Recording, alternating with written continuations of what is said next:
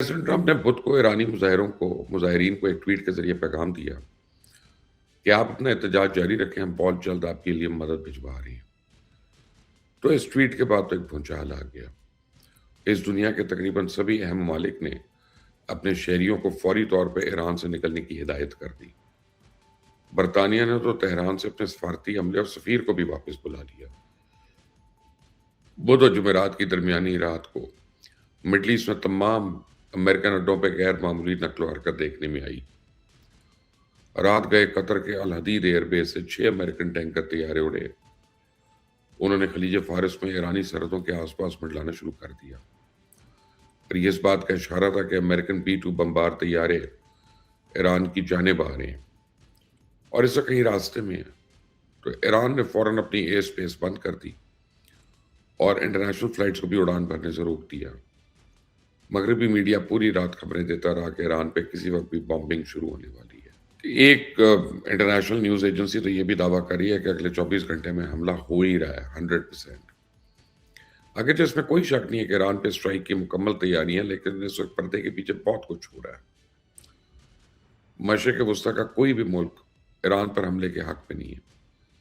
तकरीबन सभी ममालिक ने ट्रंप इंतजामिया को आगाह कर दिया है कि इस हमले के नताइज बहुत तबाहकुन होंगे।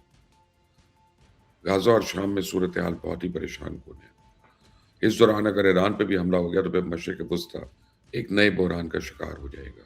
सऊदी अरेबिया ने तो ईरान पर हमले के लिए अमेरिका को अपनी एयर स्पेस इस्तेमाल करने से भी रोक दिया। कतर, कुवैत और बहरीन भी परेशानी से दो चार हैं। पाकिस्तान और टर्की का भी मौक़िफ़ यही है कि अमेरिकन हमले की सूरत में अगर मौजूदा चेन ऑफ कमांड टूट गई, इंफ्रास्ट्रक्चर तबाह हो गया, तो ईरान तवील अरसे के लिए खाना जंगी का शिकार हो सकता है।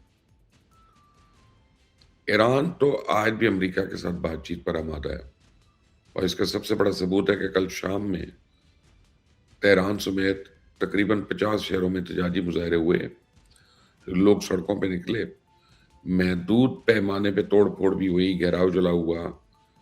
तो रियासती इदारों का क्रैकडाउन भी वहां जारी है, लेकिन किसी भी शहर से मुजाहिरीन पर फायरिंग या तसादुम की इत्तला मौसूल नहीं हुई है।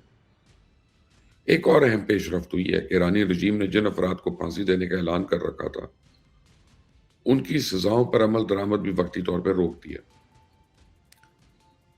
तो इसका मतलब है कि ईरानी रजीम ने प्रेसिडेंट ट्रंप का बुनियादी मुतालबा तस्लीम कर लिया कि मुजाहिरीन के खिलाफ बेदरेक ताकत का इस्तेमाल नहीं होगा और किसी को फांसी नहीं दी जाएगी।